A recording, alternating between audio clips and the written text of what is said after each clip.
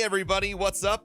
It's Professor Broman. We're here. It's episode 31 of Ask Broman. We are clipping right along. I can't believe that we're already on episode 31. It's kind of wild. It is Thursday, January 11th, around noon on the Eastern times. Hope you are all doing well. It's been a very busy month. We haven't been able to get as many guests on as I'd like. I know that y'all are wanting that. I have been receiving that feedback. Just know that we'll have plenty of people at the end of the month for you. But for now, we're gonna get right into it, and we're gonna grab this person. UT Headshots is how I think I say this name, but I'm not 100%. So we'll talk to UT Headshots whenever they are ready to talk. Hello. Hi. How are you doing today? I didn't expect to get in here. Hi. Well, how are you? Fucking, it's your time has come, and now it's time to die. No. What can I do for you, man? All right. So I had a question about having to deal with like toxicity of certain communities. I'm not specifically talking about like Destiny 2 and like that community, but yeah, like how do you deal with people either in chat or being in the game being toxic towards you? Because personally with Overwatch, I've had to struggle with that, like personally in game, not necessarily on stream because I don't stream. But like, how do you deal with that? So you're not just specifically on stream. So you're just asking like how do I deal with it, or just general? Like, yeah, like how do you deal with it? Well, me personally, if I'm dealing with a situation that is overly toxic, I have two mechanisms to deal with it. One, since I'm in a position of, at least on my channel, authority, if I don't like it, I just remove it. I don't give a shit about what anybody thinks about me if they're being an asshole. Like, I don't need you or your viewership or your comments or your thoughts. I don't, I think that that's a really important opinion, I guess, to carry around in your head when you are, when you're part of a community. Sometimes folks are given a voice for far longer than they deserve that voice. Mm-hmm. We're so concerned. A lot of us were raised to be like, well, you got to be fair and you don't want to censor anyone and everybody's thoughts matter. No, that's bullshit. Everybody's thoughts don't matter. Like, if you want to have a reasonable conversation, I care about you. But if the point of your conversation is to bring other people down, to, strike off a piece of their happiness and try and carry it around like a prize because you think that's going to make you happy, you have some growing to do. And until you do that, whatever your thoughts are on whatever the subject is they are irrelevant to me, at least. So that's the first thing, is I just get rid of it. The second thing is, if it's somebody who's close to you or somebody that you're, interacting with, like let's say it's your raid group in a game or a coworker or something like that, confront them.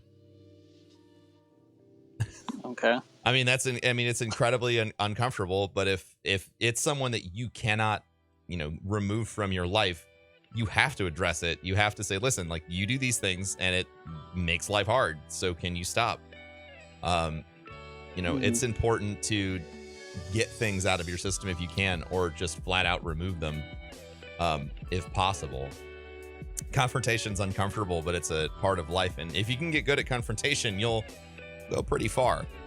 And yeah, people are going to call you a jackass, or they're going to say you're self-righteous, or they're going to say you're rude, or they're going to say shit like, well, how do you know better than me? But none of that shit ultimately matters if the whole of everything is coming from a good place. Yeah. And also with, funny enough, with Destiny 2, sure. I personally love the game. And I'm not able to play it right now, but I would probably be playing it right now if I could. I've tried to play it as much as I can, but my friends who I talk to pretty much on a daily basis, they're always giving me shit about it and then talking shit about the game, saying like, oh my god, it's so bad, why are you fucking playing it, and all this other crap. Get new friends. that's kind of a difficult thing for me personally to do. I didn't say it was easy. Well, yeah, but like I don't like I don't know what it is specifically like about me that makes it difficult, but like the friends that I have now in my life, I try to hold on to as much as I can. Sure. Because like I said, it's difficult for me to like gain friends and stuff like that. You would be surprised how easy it is to get friends when you are passionate about the same things. Yeah. I mean, I get it. Making new friends is hard, but like if you want to do something that makes you happy and the people around you and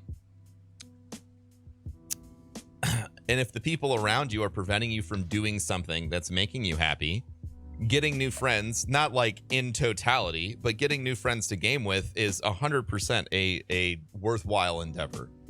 Now, if you love to do something and all of your friends suddenly decide they don't, you can't, like, it's not like you need to dumpster them and get rid of, you know, any relationship you have, but find people who enjoy doing the same things as you. Okay. Yeah, I mean, there are literally 1,000 people listening right now, and I can guarantee that 10 of them would 100% love to be your friend and play video games with you. They're also with, like, they've been playing Destiny 1, too.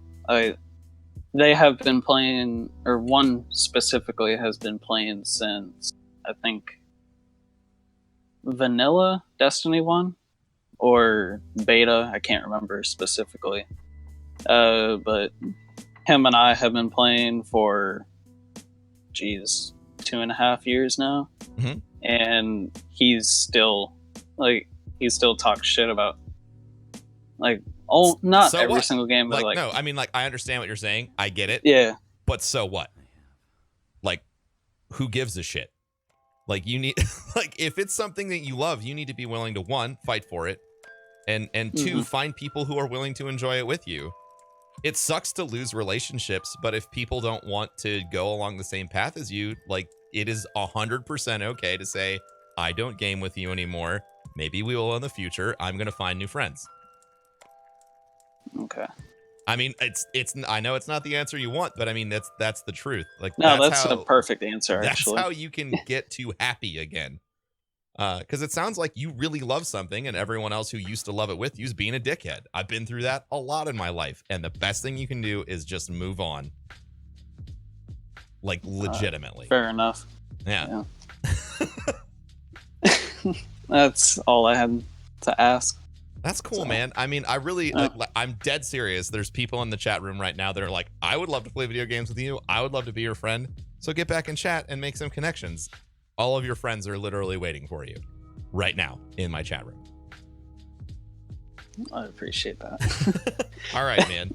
You have a good day. Do you stream? Do you do anything online? You want to give yourself a shout out for anyone, anywhere? I don't stream, but I do have a Twitter that I use pretty frequently. Yeah, and shout yourself out, man. My Twitter is at UXTX Headshot X with no spaces or anything. Fantastic, my dude. All right, you have a good day and get in chat and say hello to these wonderful people that want to be your friends. I bet you'll have 20 clan invites by the end of the day. I will. All right, have dude. a good day. See you later. It's man. It's hard. I've personally been through a few transitions in my life where I have lost literally all of my friends multiple times. Whether it's because I changed location, I changed jobs, or I changed, vocation. It's part of life, and I think that a true test of friendship is, would I still be friends with this person if we didn't have X? And X could be your job, it could be a shared hobby. And if not, then it's okay. I mean, like, that's a fun temporary relationship, but trying to hold on to everybody all the time is difficult. And in the long term, it's just not worth it. Your happiness is never worth sacrificing in order to make everyone else happy. in the short term. It doesn't work. Friends, family, dreams, sure, sacrifice your happiness to make some other people happy, but you can't do it forever. Sometimes you have to get really selfish and take care of yourself first. It's incredibly important. So let's grab... Who are we gonna grab? Let's grab Emmy Bullets. Hello, Emmy Bullets. Hello. We'll get there eventually. I bet Emmy is listening to the stream and is like, man, if only I could unmute my microphone and undeafen my headset. Hello, sir. I'm so sorry. I was just eating some breakfast. Oh, it's all good. How you doing today? I'm doing good. What can I do for you? So I'm going into teaching, and I was wondering, like, I'm sorry. I'm trying to figure a good way to word this. No, it's all good. I'm currently in college. You know, I'm doing education, going through that process to be a teacher and everything. And I'm just trying to figure out, like, what I could do to improve myself, you know? Okay. Continue. It's more in the sense of, like, what can I do to, like, start preparing myself for when I go into, like, you know, the classroom and everything. For teaching? Okay. Yeah. So for those of you who are listening who don't know, I taught high school and middle school for a little bit of my life. So what subject? I'm looking to do history in high school. Doing history in high school. So, I mean, like I know part of the education system is they put you in there and you do internships and stuff, right? Yeah. Or not internships. It's like teaching hours or training teaching hours or something. Yeah, it's teaching observations, and then you go into observation. That's it. Yeah. And then you go into after a certain amount of hours, depends on the state. That's when they hook you up with a teacher, and you student teach in a school for a little while. Yeah, student teaching and stuff like that. Okay. I mean, there's a lot of things that you can do to prepare yourself in the classroom, but I think that one of the best things that any teacher can do is remain relevant with whatever interests currently exist for your kids that you're teaching. So, as people age, they tend to look at new technology, new trends and things, and they're always just like, that's bullshit and trash and dumb and stupid, and I hate it, and you're fucking dumb, and all you fucking piece of shit kids.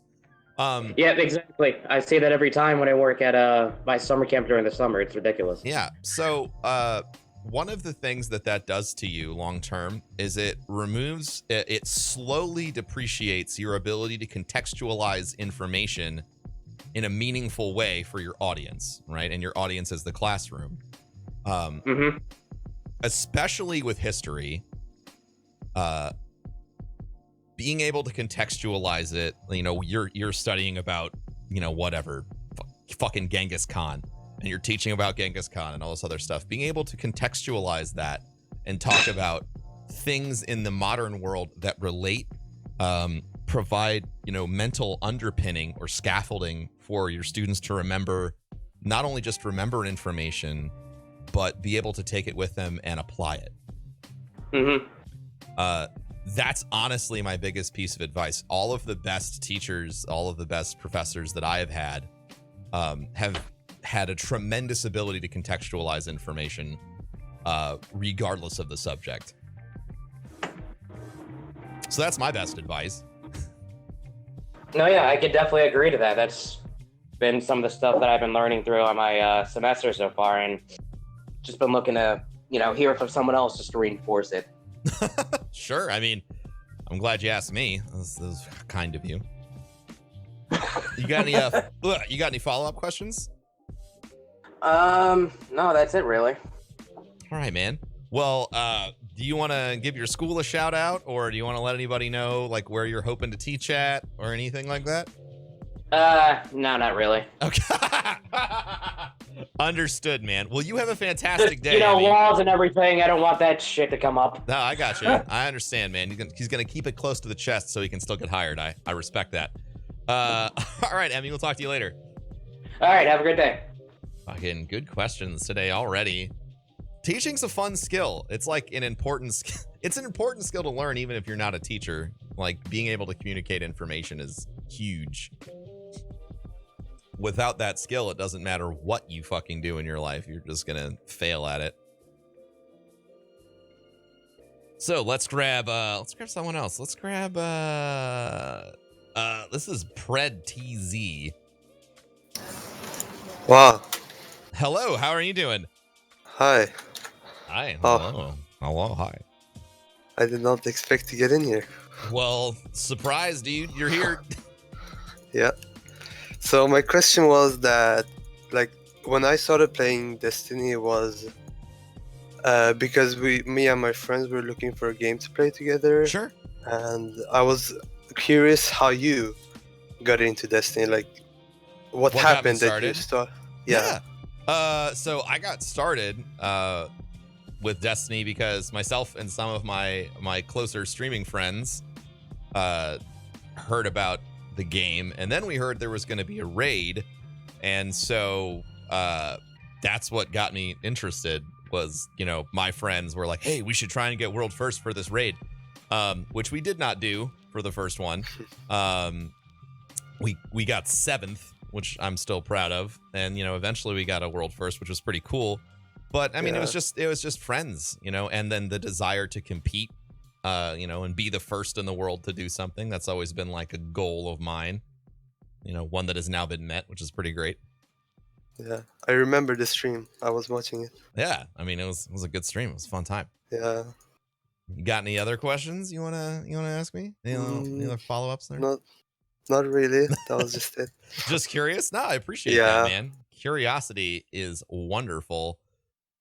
All right. Well, do you want to shout yourself out at all? Either? Yeah, you got that? You got a big old megaphone to tell anybody about shit you're working on if you want to. I'm just gonna be starting streamings in a few weeks. Cool. So I could shout out that. Yeah, man. Let everybody know where your channel is. It's Eternal Saber. Eternal Saber? Yeah. All right, my dude. Well, best of luck, and you have a great day. You too. All right, man. Bye. That's like a rapid fire kind of day. Everybody's got really good thought out questions, like nice, short, truncated. Feels good, man. Let's see who else we got in here. Let's grab Sunny Money. Hey, Sunny Money, what's up? How you doing?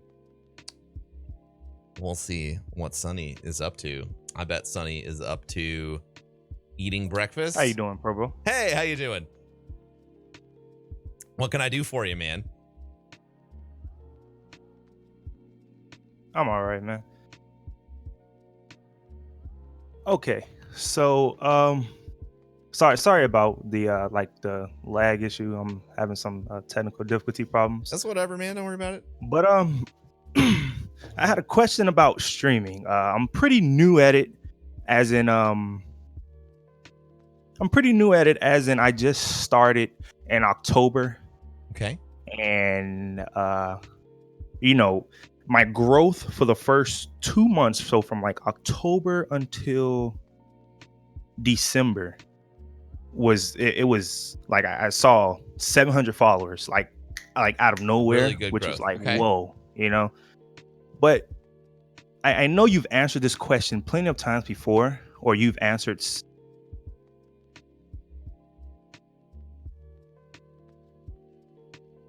I think we lost him.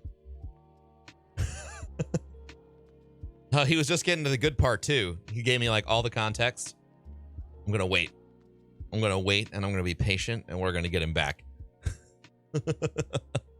Hello. Hey, what's up? I can hear you, man. You just keep talking. Okay. So like I was saying, like the growth was, you know, in 2 months I saw 700 followers, and I was like, wow, man, I think I can do something like this, you know. Mm-hmm. It seems, you know, I've never seen this type of growth before on any type of social media, whether it was Instagram, Twitter, or anything. Sure. And then all of a sudden, you know, I even had the subscribers and all, you know, as an affiliate, and then all of a sudden everything just dropped. Yes.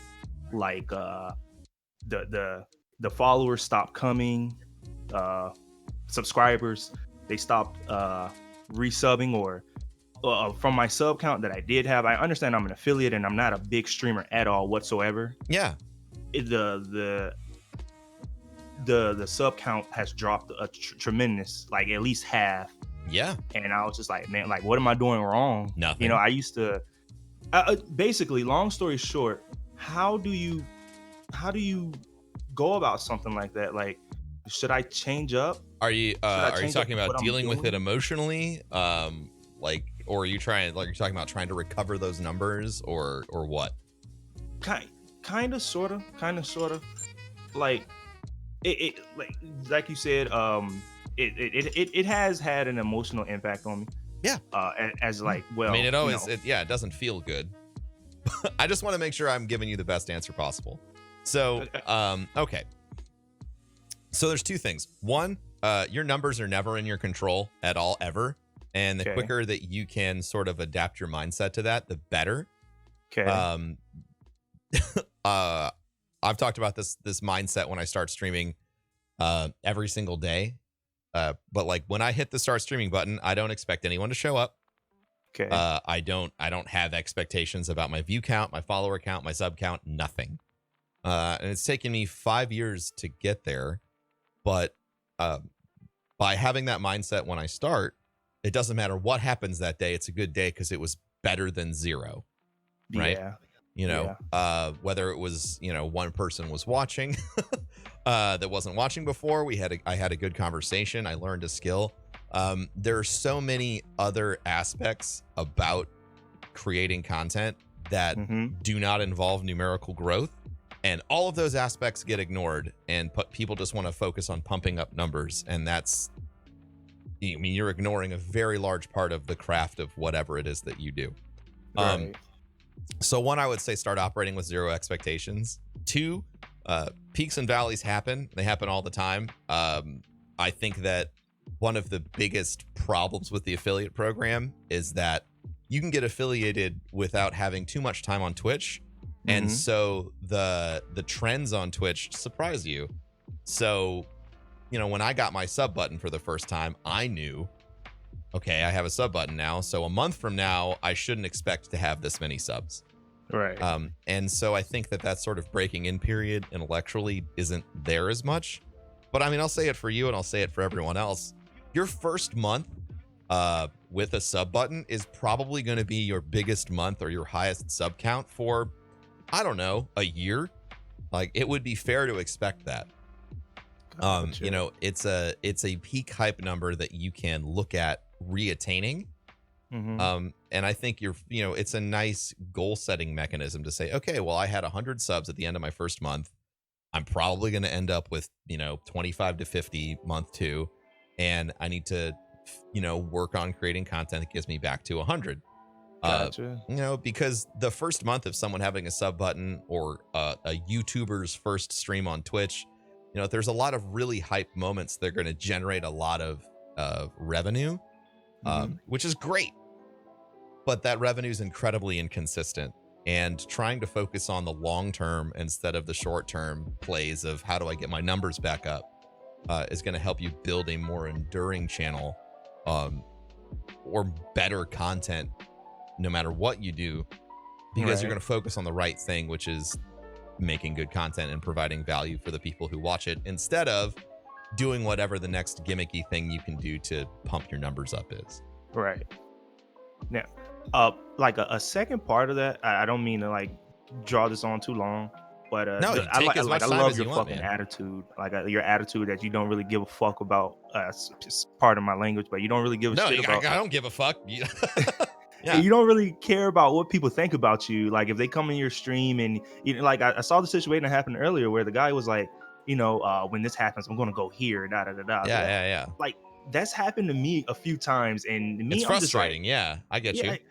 I'm just like, okay, I don't care what you do. I don't give a fuck what you're gonna do. Just it's an unspoken rule kind of to not talk about another streamer or what you're, like, hey, I'm gonna go here and leave your, so that's happened to me a few times, and I've just been like, I don't give a fuck what you do. Sure, that's a good attitude. Yeah, it was like an attitude, but then it was like, come on, like you should have known better than that. And then, you know, I mean, when I approach situations where, you know, people are, oh man, I don't know if I want to go this deep into this. So I think, you know, when I'm making content, I'm doing it for me, and I'm doing it to make the best content I can and to help the people that want to listen. I think that there is a chip on a lot of people's shoulders that tells them that they are so incredibly special that you should listen to everything that they say, everything that they do, and that their viewership on your channel or your YouTube video or their like on your Instagram page is so important that you should bend to their will. And that's a fucked up way to think. And it's wrong. So, you know, when people start acting like their view is so important to you that like, oh, God forbid you ever lose my view or my sub or my follow, fuck you. You know, like if you're the kind of person that thinks that way, I don't want you around anyway. I think that one of the best things that you can do is adapt a mindset of like, I'm doing this for me. I'm doing this to provide the best quality that I can on my terms. You know, but at the same time, like, you know, obviously you need to do shit people like, but you should never sacrifice your integrity or your desire to do what it is that you want to do just because someone says, I don't like this. Well, fuck you. I don't like you either. Go away. I mean, it's a really simple concept, but it's hard to grasp. And I think that, you know, culturally right now, especially the internet where everybody wants to be heard and nobody likes censorship and everybody's like, you know, my special voice matters. Like it does, but I don't give a shit about your voice if it's an asshole's voice. Right. You know, I don't think you need to spend time worrying about people that are going to disrespect you and your hard work. And I think a lot of us spend time doing that. A lot of people worry about numbers. A lot of people worry about making sure they put on a great public face so that everybody who sees it can like them. But fuck that. Nobody's perfect. And faking like you're perfect's just going to demotivate you instead of just being who you are. Completely agreeable. Yeah. Well, that's all I had for you. I appreciate it, man. I just want to say thanks for being an awesome streamer. I've been watching you since 2015. Oh, wow. That's a long time. I remember when you've grown so much, and it's just it feels good being part of your community. I can't sub all the time. I sub when I can, but I can't sub all the time. Don't worry about it. I just want to say keep it up, man. I appreciate that incredibly. I think I've grown. I think my channel's grown a lot, but I think that one of the coolest things that's happened over the past few years is I've actually grown a lot as a person, and everyone who's listening to this is part of that. So thank you for being part of the journey. And would you like to let people know where they can go watch you stream? Sure. Good, you better. But I don't stream your usual content. Okay. I stream a mobile game at the moment. Love it. For Dragon Ball Z. It's called Dragon Ball Z Dokkan Battle. Okay. And you know, because one of my quests for Twitch was to eventually get the Dragon Ball Z community on Twitch somewhat popular. I know it's going to take some time, but you know, I want the Dragon Ball Z community on Twitch a little bit more popular than what it is. Not a lot of people know that Dragon Ball Z still exists. Yeah, but I mean, I agree. I think that it's a huge market, especially with mobile games. I like your mindset. Are you planning on getting into what's the new Dragon Ball Fighters coming out? Fuck yeah, I'm playing. Yeah, you're gonna be all over that. Okay, listen, folks. Sunny Money, yeah, shout out your channel. Please. Okay, so because everything you said is great. You just pitched yourself great. So please let them know where to find you. You can find me at Sunny Money, SUNNYMONEY. There, my Twitter's the same, YouTube is the same. So if you enjoy Dragon Ball Z, come hang out with us. It's a hate-free community. I promote positivity in my channel. to where there's like I hate racism. I don't like bigotry, no ignorance. So you just come, have fun, talk about Dragon Ball Z, talk about any other stuff. Yeah, simple as that. Fuck yeah, dude. I love all of it. Listen, if you like Dragon Ball Z and you don't take some time to go follow Sunny Money on all of his socials, Twitch, Twitter, YouTube, you're fucking up. So fucking go get it, okay? Sunny, thank you so much for being on today. I appreciate you, man. No, I appreciate you, bro. You have a good one. All right, you too, man. Peace. All right. That was fucking awesome. I love that. So like one of the things that he's doing that's so unique is because he likes Dragon Ball Z and he likes the mobile game, he didn't think like, oh God, this isn't gonna fucking get no one's gonna know. Fuck that. He's like, no, I'm gonna play this because I like it. And that there's so much value in that. And then the fact that he's playing a game from an underrepresented platform, your mobile phone, on a big platform, Twitch, it's huge. I love it. Please go follow him. He's got his head on straight, and I just have this gut feeling that this content would be right up your alley.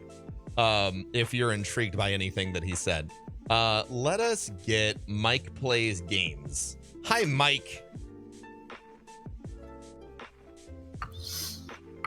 Hi, Professor Broman. Hi, Mike. How you doing? Pretty good. Great. Good.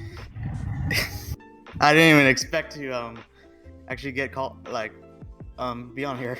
Yeah, well, I mean, I'm happy to be here, and oh my God, I'm happy to talk to you. What can I do for you? All right, so I've been streaming, I've been trying to get more into streaming. I've been doing it at least daily because with my college, I've been on break, so I've been trying to get more into it. Yeah. Whoops, I'm having a bit of an echo. But now you're good. Yeah, I've been trying to be unique. So this past October, I went through the Destiny story without changing any of my basic setup. I just beat Gaul, everything with the stuff you start at the beginning of the game. Oh, cool. And right. I'm also trying to think of ways outside of the stream. So on Stranger Things, the wheel wall, if a follower or something happens, it would spell out their name. I'm trying to think of stuff outside of the box to kind of be more interactive. So I was seeing if you had any recommendations. Okay. First of all, I really like where your mind's at.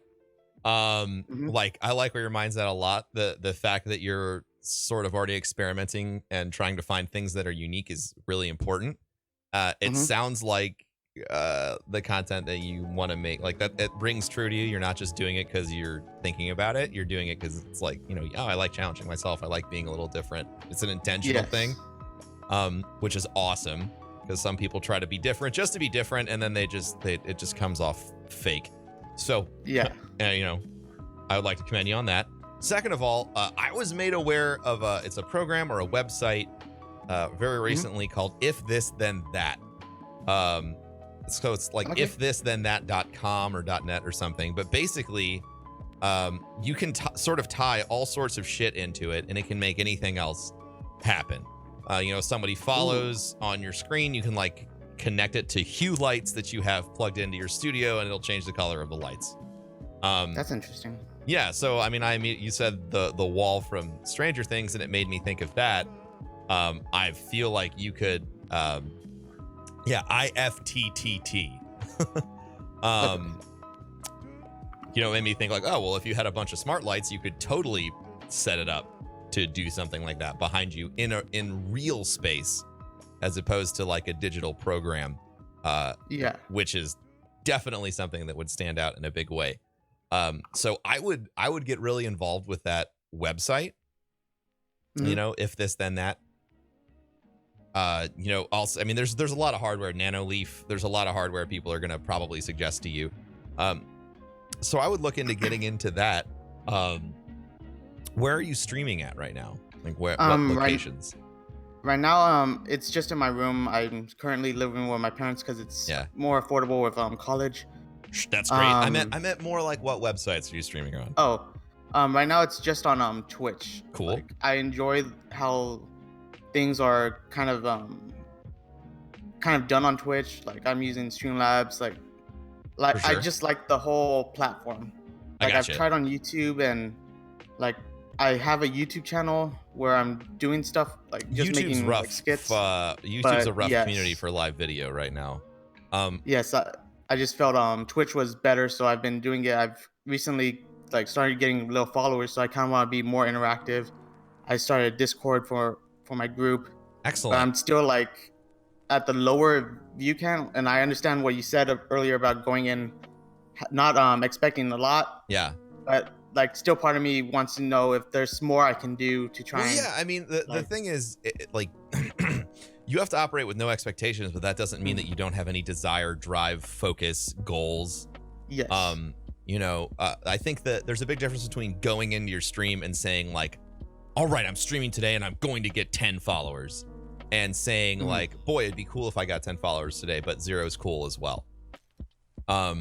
There's a different, like I used to start the stream every day back in the day, and this was like during like the biggest growth period I was having. I was getting around 1,000 followers a day, and I literally would not get offline until I hit 1,000 followers for that day.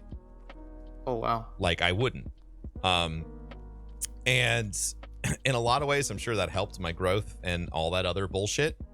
But it made me an unhappy, fucking frustrated guy when I had been on the line for 10 hours and I was just like staring at my follower count, like, when are these next 100 people going to follow so I can get the fuck offline?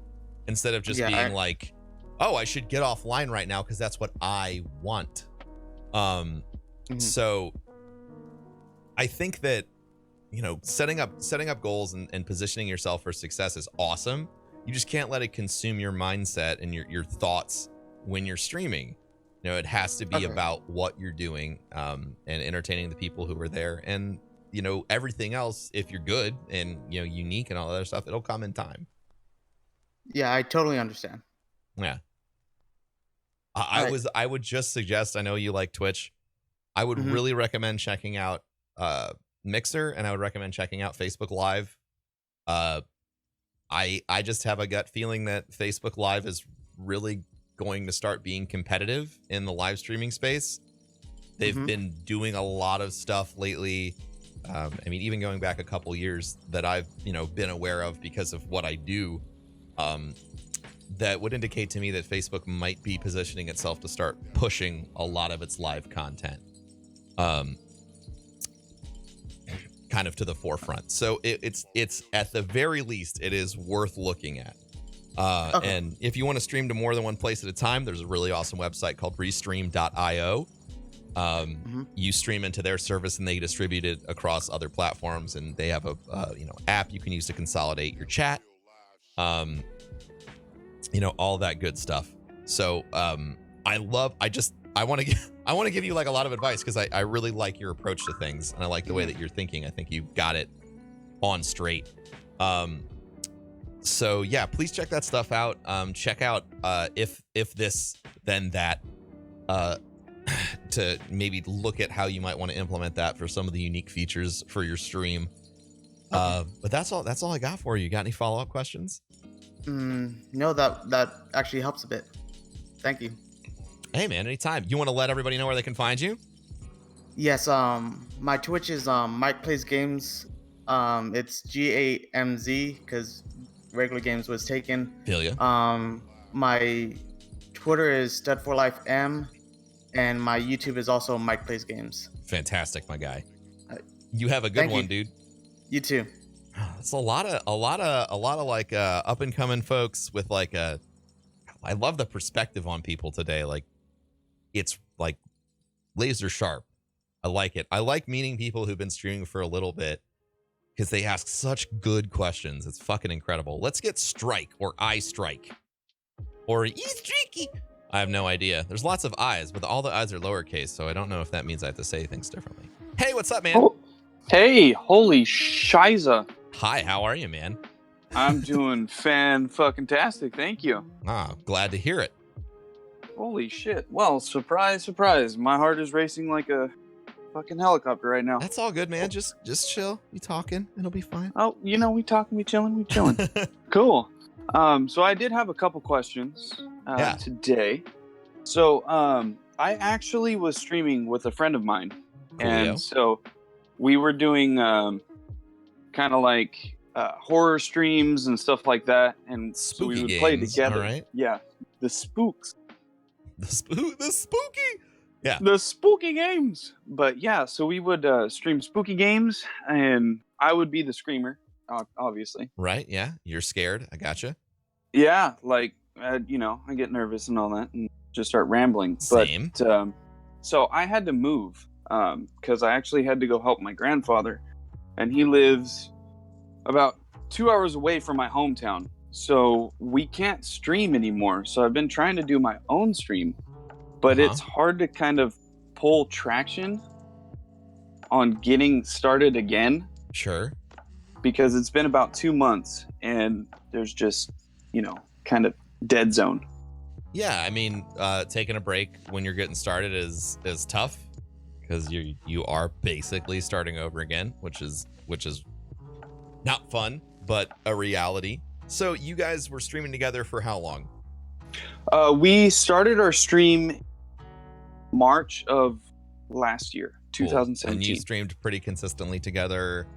Yeah, so we would stream every Sunday, mainly because work was pretty difficult to get around. So for both of us, so we would stream every Sunday night, and then when I moved, I had to start working on Sundays. So it's not like I can go. Yeah, exactly. So our schedules don't line up anymore, which really blows. And it's like, and he keeps asking, like, dude, are you gonna come by? I'm like, I have no idea. I'm working like 6-7 days a week sometimes. Yeah. Man. Okay, so I've got a couple of thoughts.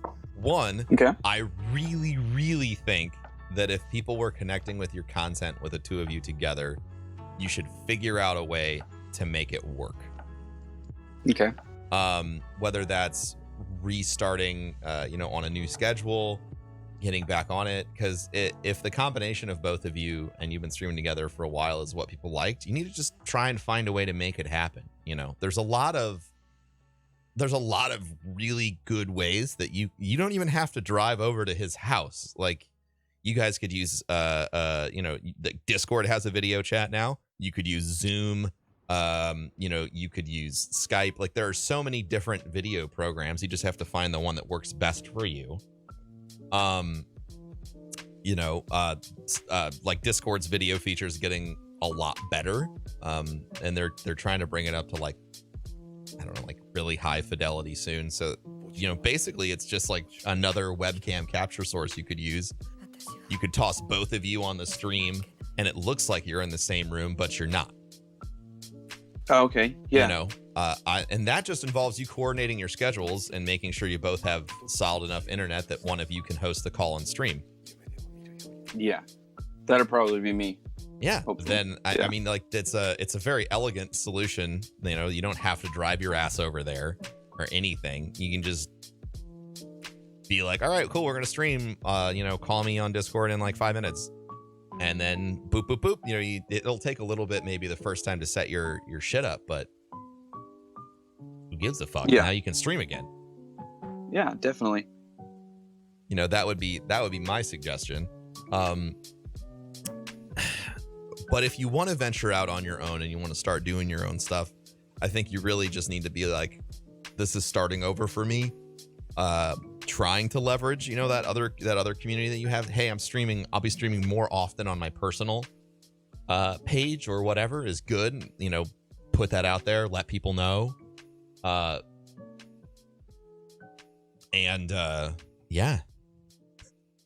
Oh, yeah. That's what I got for you. You have any follow-ups? Any other thoughts?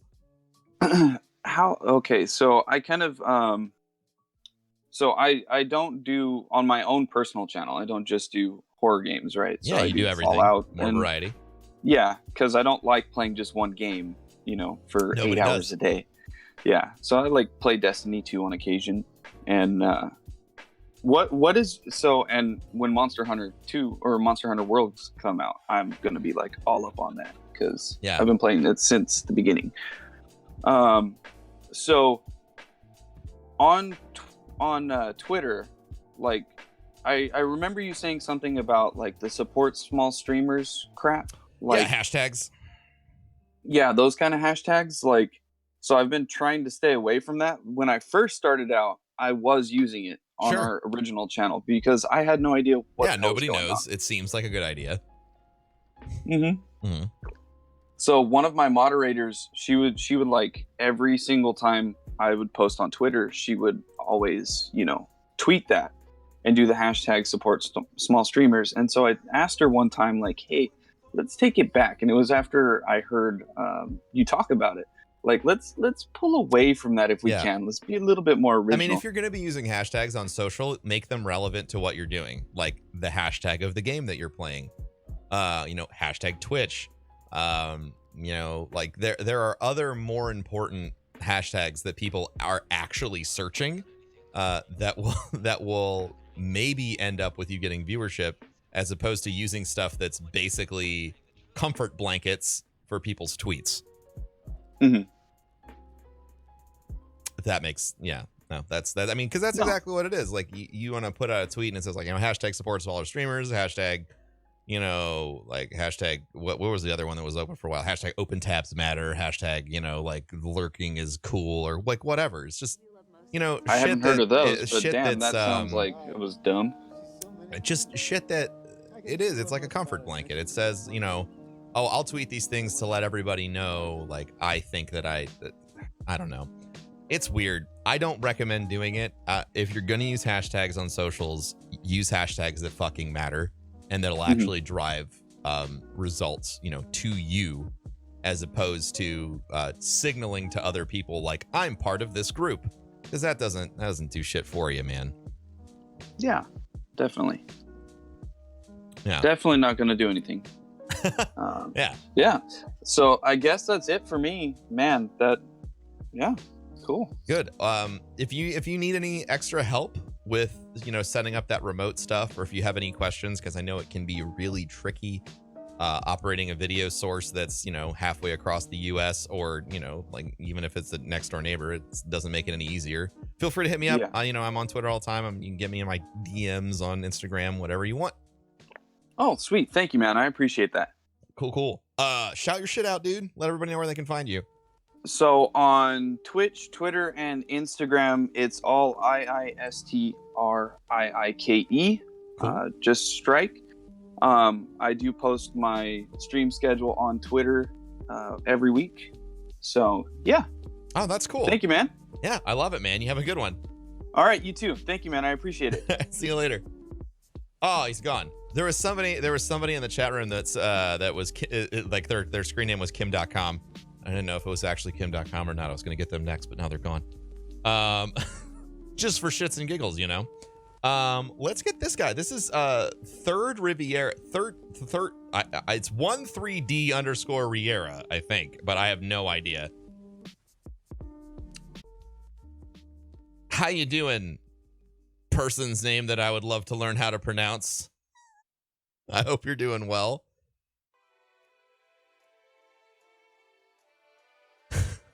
This is the one time during the podcast reminder to check all of your audio devices and to check your headphones. And they're gone. Oh, mic issues. Okay, well, we're going to let those mic issues settle out. To sort of piggyback on the point we were just talking about, I would always recommend innovating around a problem than accepting it as a reality. So like those two guys, they now live apart and they were like, well, we have to drive. Innovate around an issue that you're having, you know, planning to use technology as opposed to, you know, old school teching it or whatever. You know, the slightly more complicated solution might be the one that saves you the most time. So always look into it. No, he's gone again. He's gone again. I was about to drag him in and he's gone again.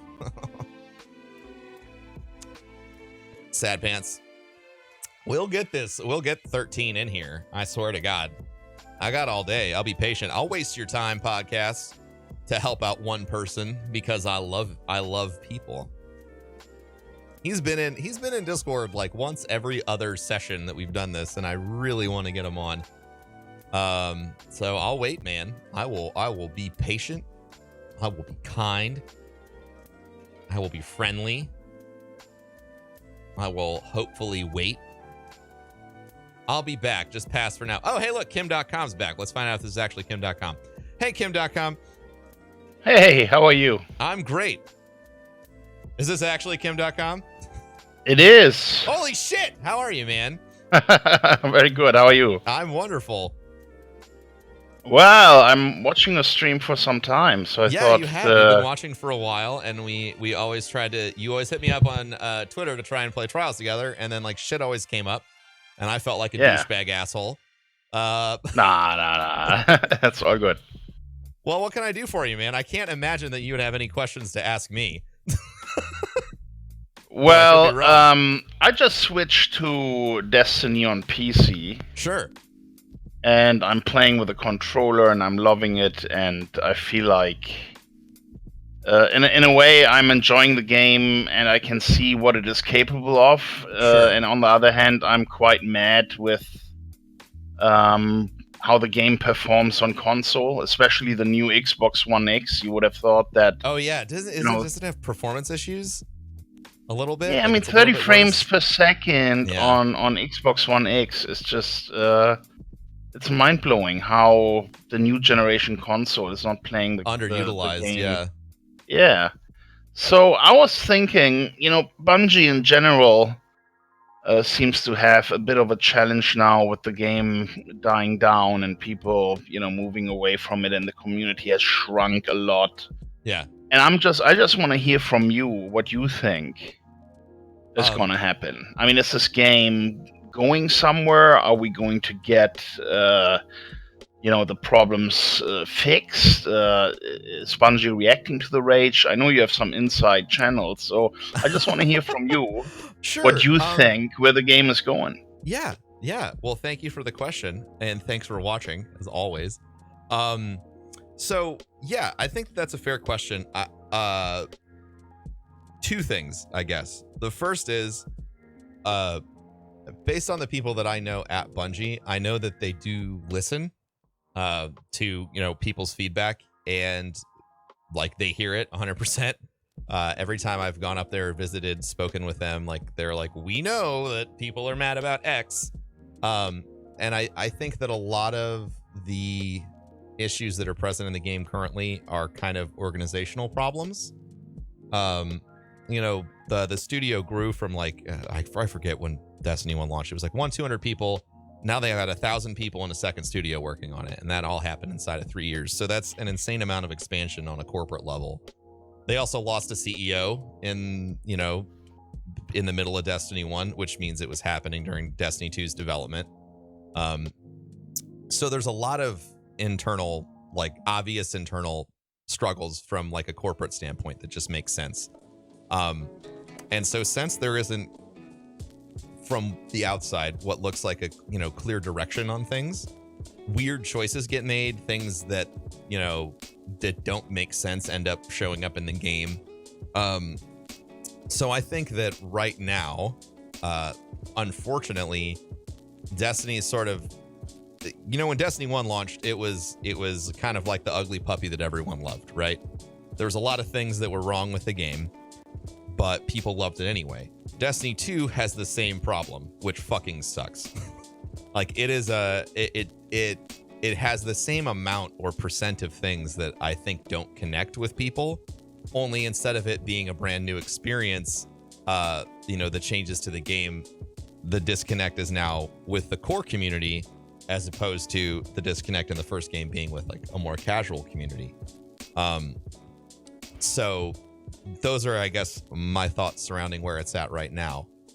I think going forward, Bungie has shown that they have an incredible ability to adapt their game as it goes. The second DLC in Destiny 1 reinvented the investment system for the game.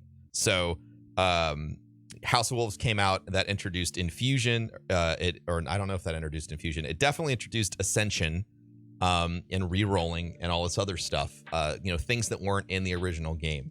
So my hope is that with hopefully the second DLC, we see the same sort of reinvention of the investment system in the game. If not, that'll happen during the first massive DLC. So Destiny 1 had Taken King.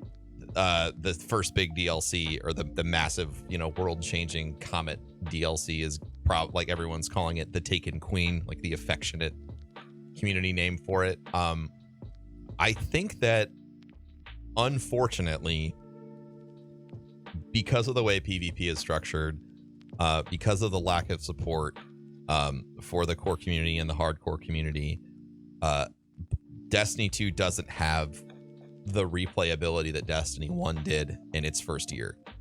And until that gets addressed, readjusted investment system, maybe some retooled PvP, the introduction of ranked, the introduction of private matches, the introduction of a lot of things to chase down and to engage players on a daily basis,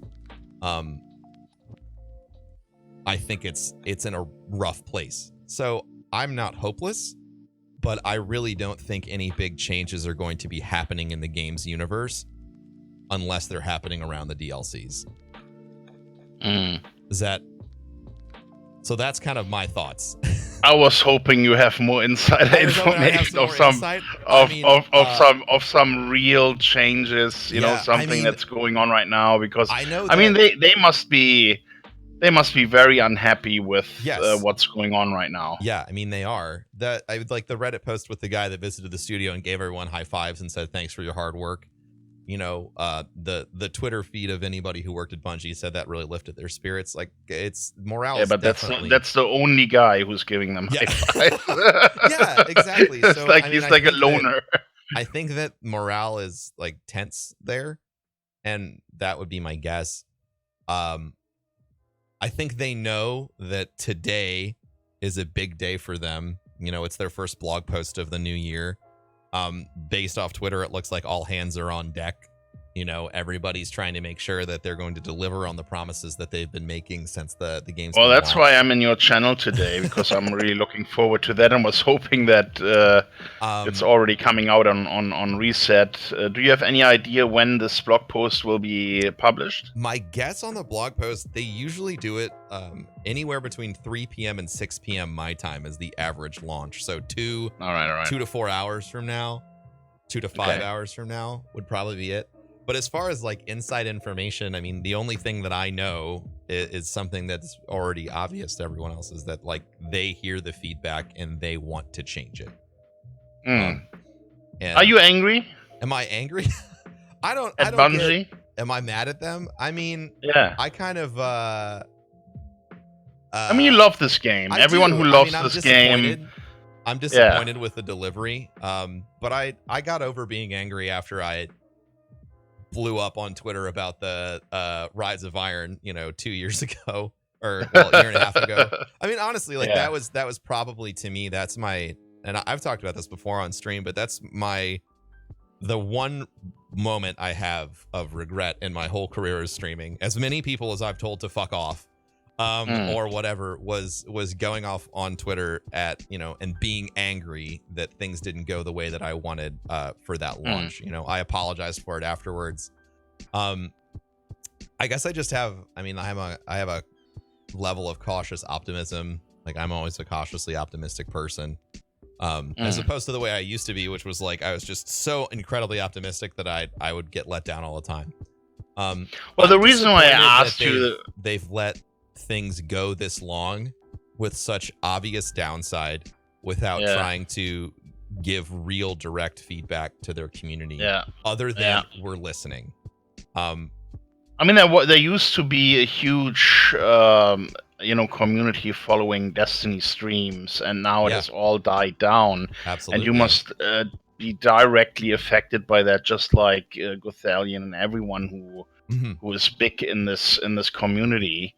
And if I were you, I would be angry at Bungie for letting everyone down who has helped them so much to get the visibility and the viewers and the numbers. And you mentioned some organizational issues, but when you think about this franchise and you think about the money that is involved and how big of a market share this is in terms of business for Activision. Sure. I mean, I cannot understand how they let not only the players, but everyone the entire support network down in a way that is, basically has killed the game. And unless they have a miracle in the next 6 months, how is this coming back? How are they coming back from this? The game itself is like the new engine on PC. I love it. I'm playing it right now. Mhm. The game feels great. But if you play it for, a couple of days, there's just nothing to do. There's no reason to keep playing. I mean, that's the solution that they need. I mean, yeah, I began preparing for the eventuality of Destiny 2 maybe not going as great for me as Destiny 1. So as much as I'm disappointed, like the business person in me prepared for things to change, Are you streaming more other things now? I mean, how do you compensate for? I mean, I'm streaming Destiny today because there's this big thing. But lately I've been streaming other stuff. I'm really looking forward to Monster Hunter and Sea of Thieves. I've been streaming Fortnite. I got, and since it's downtime, like we just got done playing through Earthbound, which is like one of my favorite games, like of all time, and I think that, for me and anyone who's done the preparation of introducing their games to variety, and introducing their viewers to a variety of games, I think that, the core community on any channel will stay intact no matter, what happens, in the gaming world, that brought them together. I think the danger for people in the Destiny community, and this goes for any broadcaster that's really tied to a singular game, if you don't take 20%, 25% of your content creation time and sort of, I don't know, invest it as in a savings account of a variety broadcaster, saying like, taking one day a week and playing through silly shit, you're really setting yourself up for a lot of damage, because by the time you realize that your numbers are they're in retraction and or a tailspin and you can't get out of it, like by the time you accept that reality, it might be too late to salvage your situation. And I've seen that sort of reality play out for a lot of folks on Twitch. So I personally prepared myself for, the possibility of Bungie under-delivering. And yeah, it is frustrating, and it definitely does affect everyone's bottom line. And, that leads to a lot of negative feelings and people getting frustrated and, some people quitting and all that other stuff. And it sucks, and it does suck, and it hurts a lot for me to see a community that was so close kind of rip itself apart because it's frustrated. Yeah. And here's the thing, just like you and like everyone else in this channel here, I love Destiny. It's my favorite game. I play it every day. I have a couple thousand hours in the game. Yeah. And I'm emotionally invested. So I want Bungie to succeed. I want the game to be turned around, and I want it to be great again. Right? Yeah. So what I'm thinking is, if this blog post today or the roadmap of how they are intending to fix the game is not satisfactory, maybe the leaders in the community should come together and write a roadmap for Bungie. I don't disagree with that. I don't. Yeah, why don't we bring the biggest names together, and really establish a working group of people who actually play the game and have, many hours in the game and love the game, to tell Bungie what to do, because it's actually not that hard. If you think about the things that they have to do to get this game back on track, with a few minor changes that are not even going to be changing the way the game plays or graphics or any of that stuff, they could get that thing back on track, And I would love to brainstorm with people like you, with competent members of the Destiny community, to make that happen. I really hope something great is going to happen and come out today, and that there's a glimmer of hope. But if not, then we got to be, be proactive I'm a huge about fan it. of being proactive, and this idea has been brought up to me before, and I'm like, oh no, you don't need to do that. That was a couple of months ago, the last time I had this discussion. But I think that the idea of having a concentrated feedback, I don't know, document, video, whatever, from everyone in the community, that like everyone gets together and talks about it and says like, hey, this is from 1,000 of us. Yeah. That have, either social reach or ideas or opinions, or we've spent a lot of time with the game and the community and done a lot of things in the community. I am a big believer that every conversation, no matter how hard, can be had. It just has to be done the right way, and timed correctly. So, I mean, I'd be on board with that. If the blog post doesn't go well, I'd love to sit down and say, hey, like, we think that these things would be great. Well, someone needs to take leadership if it's not, going to be satisfactory today.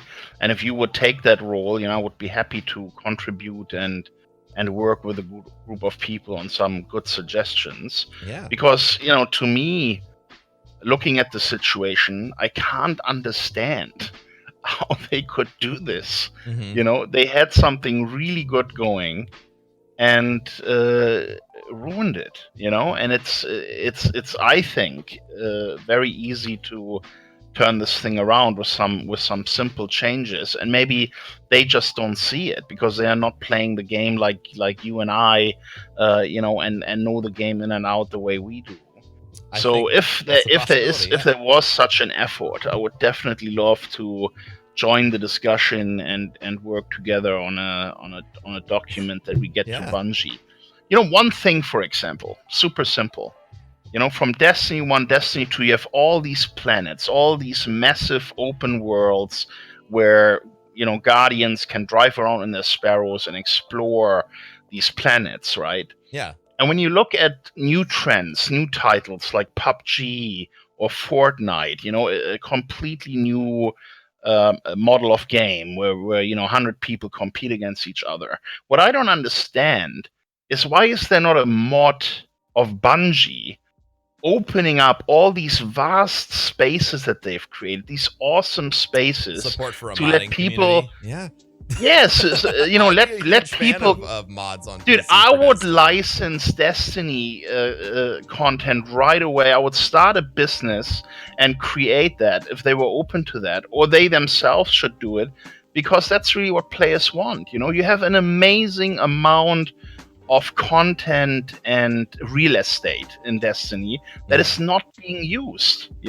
Where new trends are just ignored or not identified. And imagine if 100 Guardians could meet on Moon, and there's some kind of way that brings them all together into one place, similar to PUBG, and you have all the cool stuff that you have in Destiny. Like, for example, if you join in, if you get beamed in or whatever, you just find these engrams somewhere, and when you kill someone, it just drops all the engram, and you have your usual inventory, and you can just go into all-out war and get special weapons unlocked and da-da-da. That would bring this game back, and it's going to be super easy to create something like that. It's not even that hard, Yeah. It would take the game back into everybody's hearts. I think that opening up tools to allow people to mod games, especially when they're on PC, has always been a fantastic move. Like, it's worked really well for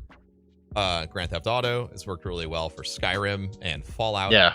Exactly. And I do like that model of experimentation, because it also offloads some developmental idea cost off the company and just gives it to the players. It gives them more agency, and everyone likes to feel more involved. Yeah, and if someone comes up with a really successful mod, then Bungie will notice, and they can make a deal with the mod developers and just breathe new life into this game. Like, let the community get involved and build the things that they want, because Bungie has obviously missed the opportunity with Destiny 2 to build on what they've done in Destiny 1. There were just too many changes that seem to be done by people who are not actually playing the game or understanding what players want, and it's frustrating. And if they can't do it, well, maybe they should give someone else the opportunity to get involved. One way I think is if we were to create some kind of document that is supported by a large number of players in the community, and the other way would be to open the game up for modding. Yeah. I'm glad you agree. I think that those are fantastic ideas that I'd love to see implemented for sure. All right, Bungie, if you're listening, this is your way forward. Yeah, we all just want to play the game. We want to enjoy it. We love what you've created, the universe that you've created, but you got to get back on track. This is not good. You're losing a lot of people that have invested a lot of time and love into this game. I appreciate you taking time to come on and chat, man. You've got an interesting and unique perspective because you've done and run a lot of successful things in your life. So thank you. I appreciate the input a lot, and thank you for coming on. All right, man, and let's follow up on this. If this update today isn't good, then we you know where to reach me. I'm on Twitter. Yep. Send me a DM and let's get something organized. Yeah. Let's help them out. Let's help Bungie. I love it, man. Thank you so much. Have a nice day, Broman. You too, man. Thank you, Kim. Bye-bye. The incomparable, unbelievable is Kim Dotcom, guys. That's actually Kim Dotcom. That's insane. I like this. He's got a lot of good ideas, and if there's anyone that you can listen to, it's always interesting to get perspective from people who have grown and executed on massive business ideas. And if you don't know about everything Kim's done, Google him. You'll find out a lot of information. Yeah, fantastic stuff. I'm glad I made that comment earlier. So yeah, that's gonna bring us to the end of Ask Broman today. I'm a little shook. What an incredible episode. Great advice, great conversations there at the end with hey, remember how you guys wanted guests? How about that for a guest? I love each and every one of you. I appreciate you. Please, if you haven't, and you're listening to this, maybe this is your first time, hit the subscribe button. Give me a rating, give me a follow on Instagram or whatever. If you've ever got a question, I'm open and I love talking. I love answering questions. The whole point of this podcast is to bring as much value as possible to you, no matter where you are or what you're doing, in the content world or in the business world. If I can help, I want to help. So thank you all for listening. Thank you all for watching, and I'll catch you next time. Peace.